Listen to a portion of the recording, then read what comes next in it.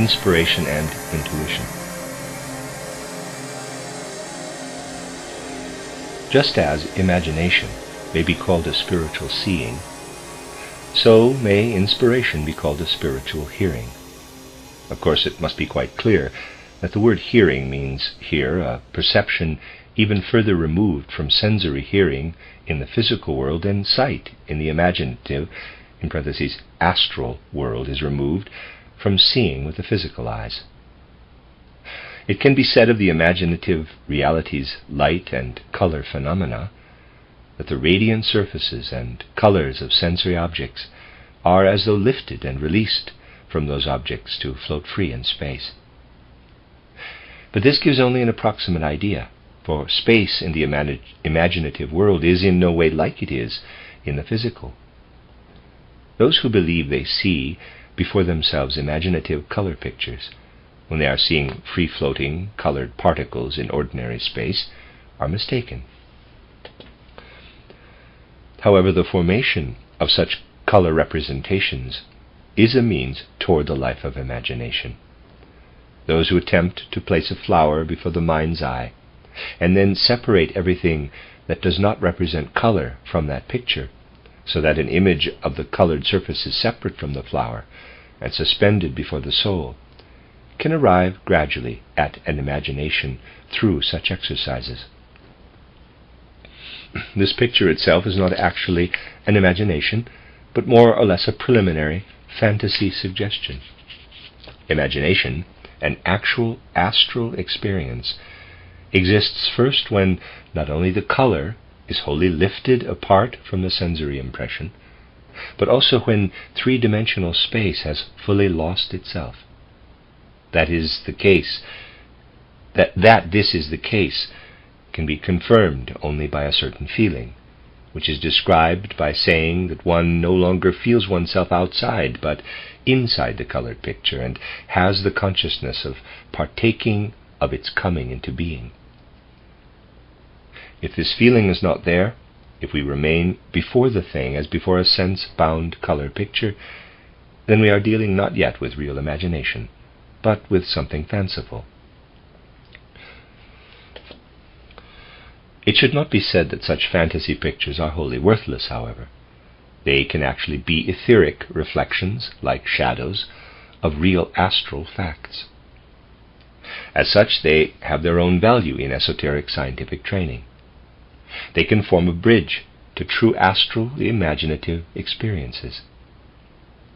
A certain danger lurks in the observation only when, as observers, we do not fully apply our sound human judgment at this frontier between the sensory and the suprasensory.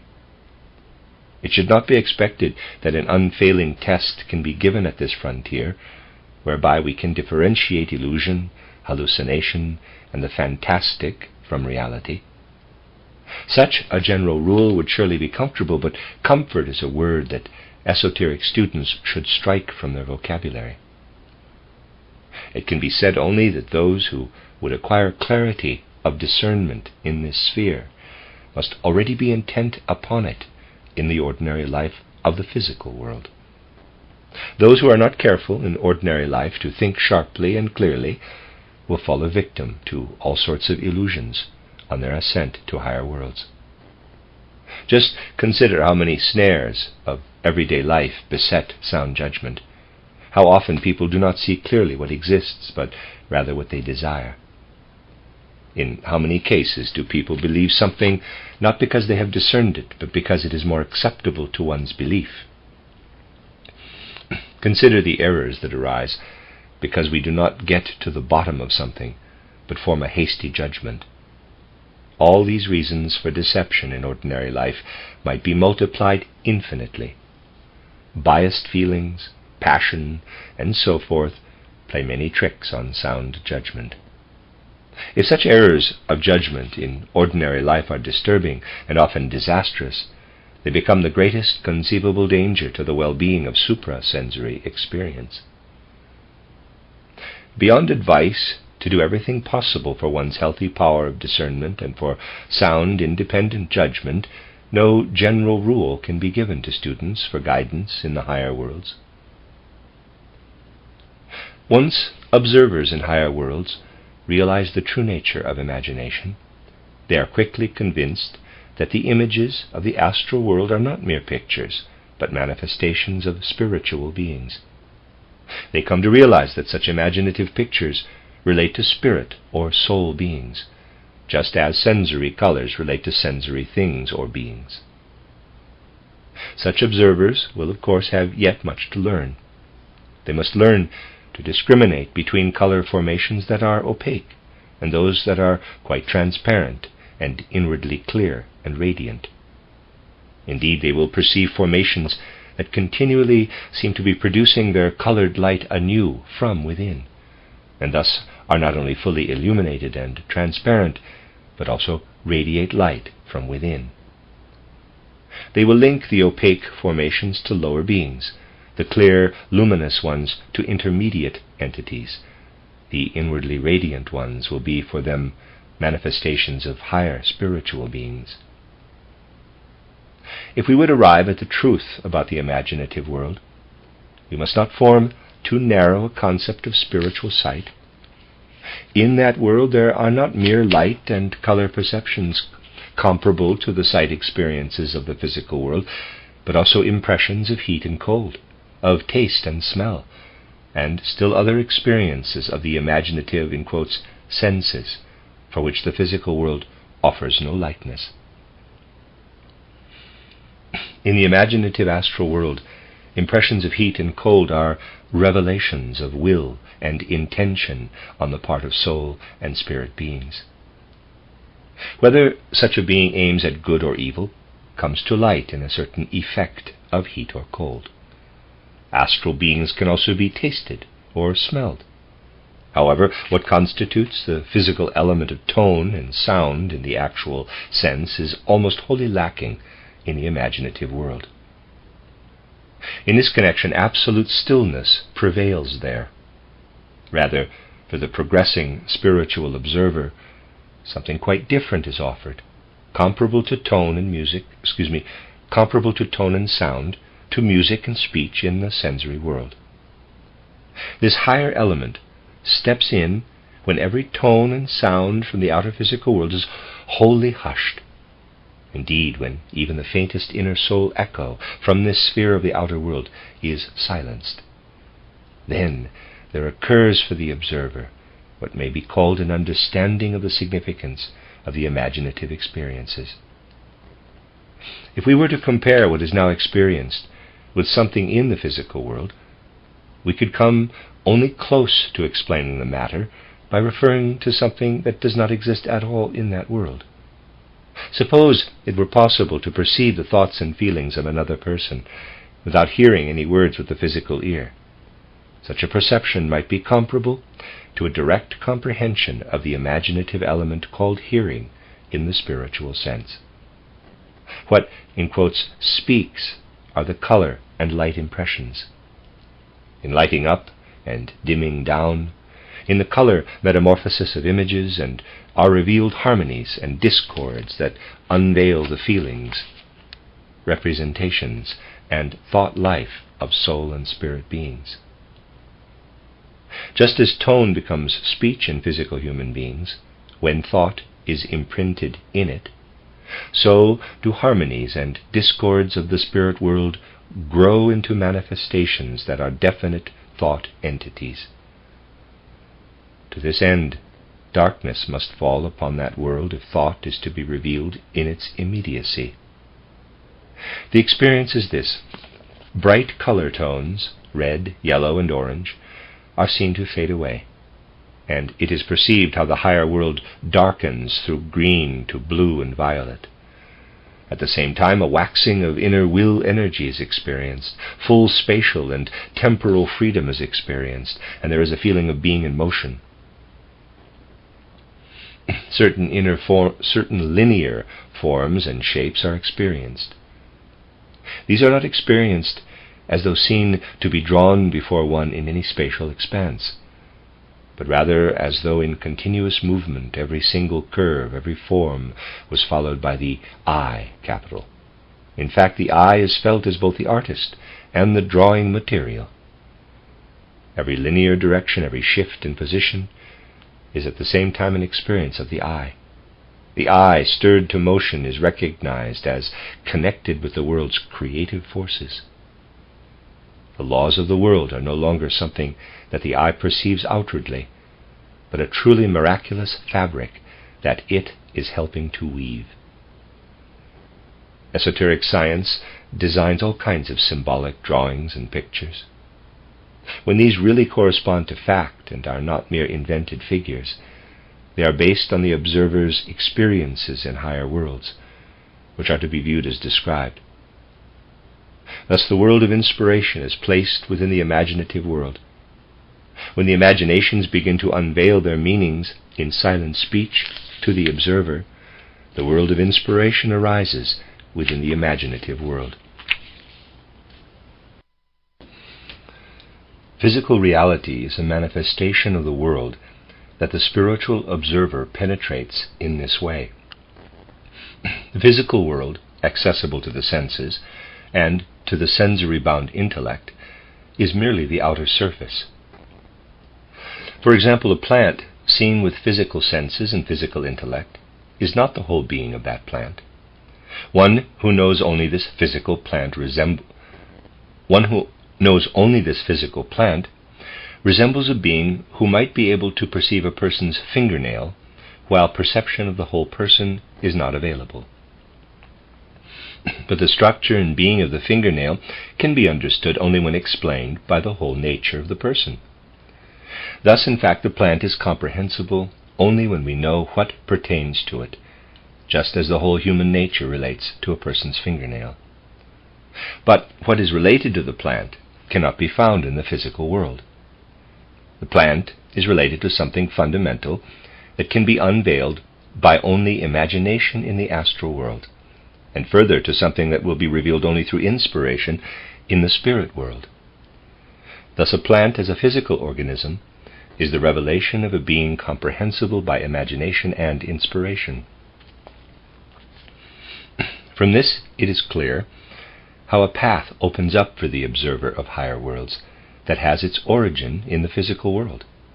Specifically, we can begin with the physical world and from its manifestations rise to the higher beings sustaining them.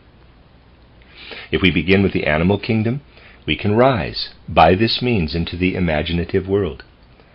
If we begin with the plant world, spirit observation will lead us through imagination to the world of inspiration. If our path is taken in the realities of imagination and inspiration, we soon find beings and truths never revealed in the physical world. We must not therefore think that in this way we come to know only beings of the higher worlds that have physical manifestations. Those who have entered the imaginative world come to know a multitude of beings and events, realities of which those who see only the physical have no inkling. To be sure, there is another way. It does not begin with the physical world. It makes us clairvoyant directly in the higher regions of existence. For many, this method might have more power of attraction than the previous one indicated. But for our life conditions, only an ascent from the physical world should be chosen. It requires self-renunciation of the observer, however, if one is to begin by examining the surrounding physical world to accumulate knowledge and especially experience. In any case, this is the method best suited to our present-day cultural conditions.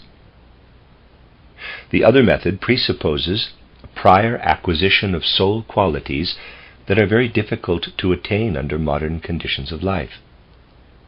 Although such soul qualities have been sharply and clearly stressed repeatedly in past writings, most people still have no idea, or at most an inadequate one, of the degree to which these qualities, for example selflessness and devoted love, must be acquired for attainment of the higher worlds, without starting from the firm ground of the physical.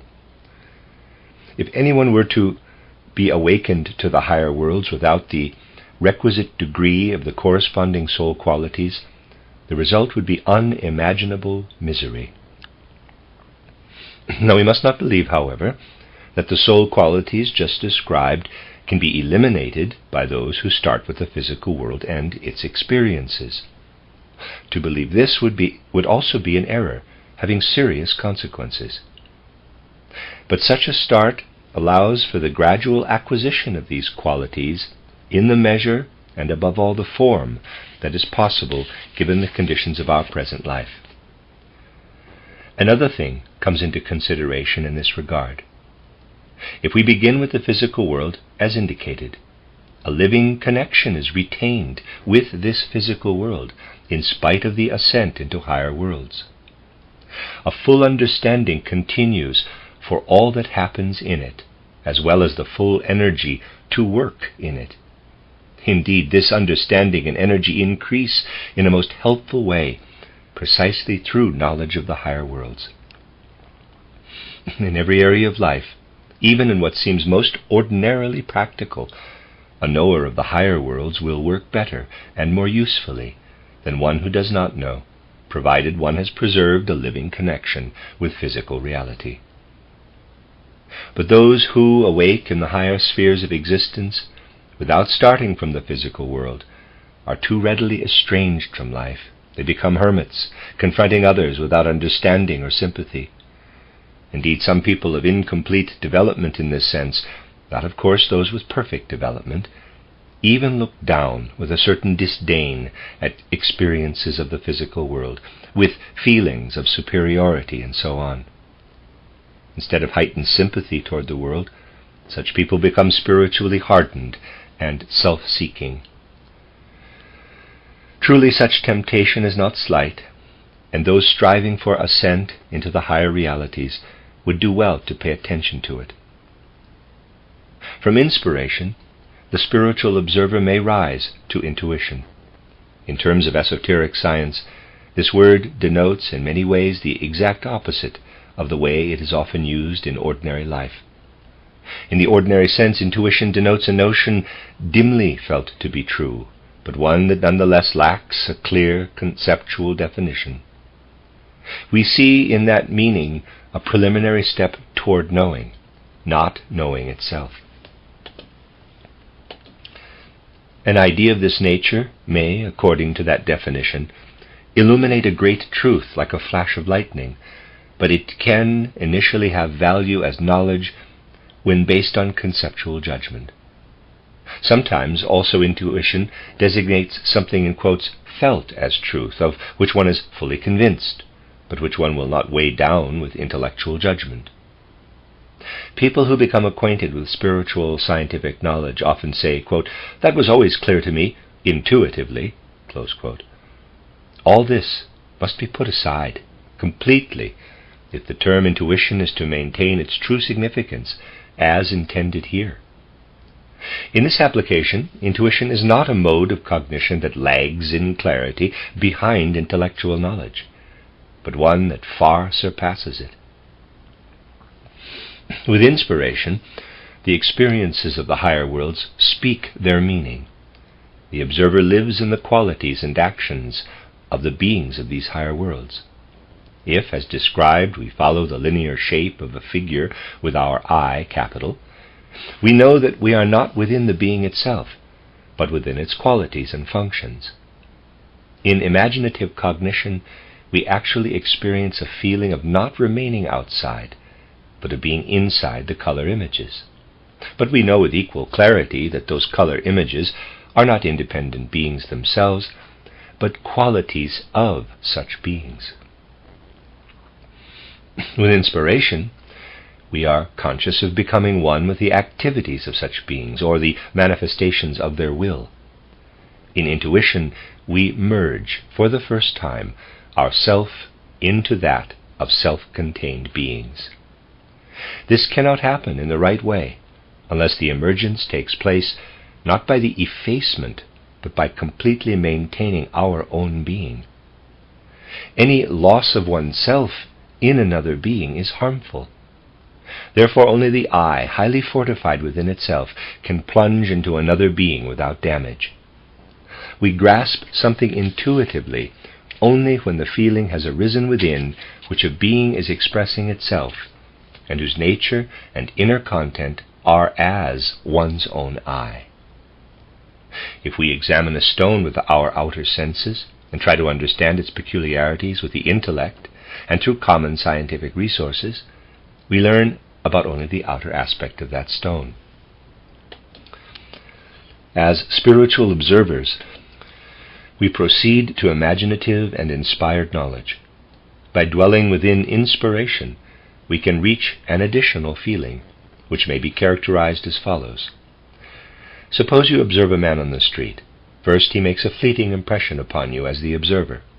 Later, you become better acquainted with him, and a moment arrives when you become friends, so that soul opens to soul.